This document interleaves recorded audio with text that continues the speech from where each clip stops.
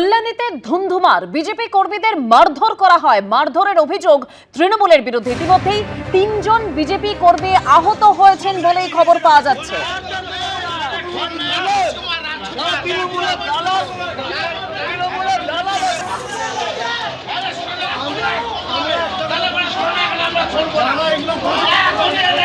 Request कर रहे सुनिए, मैं लास्ट 5 डेज से ये कंप्लेन कर रहा हूँ थाने में। मैं पुलिस अफसर पर को कंप्लेन किया हूँ, मैं मेल किया हूँ ऐसी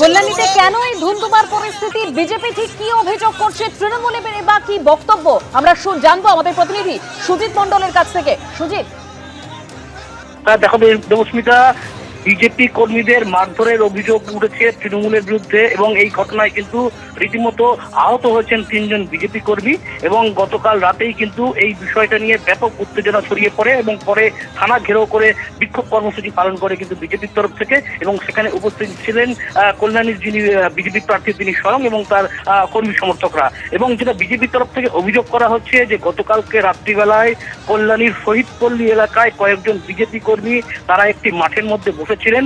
সেই সময় অতর্কিত বেশ কয়েকজন তৃণমূল দুষ্কৃতী তারা কিন্তু সেই ঘটনাস্থলে আসে এবং তাদের উপর চড়া হয় এবং বেধড়ক মারধর করা হয়। এবং এই ঘটনার পরে কিন্তু ব্যাপক উত্তেজনা ছড়িয়ে পড়ে।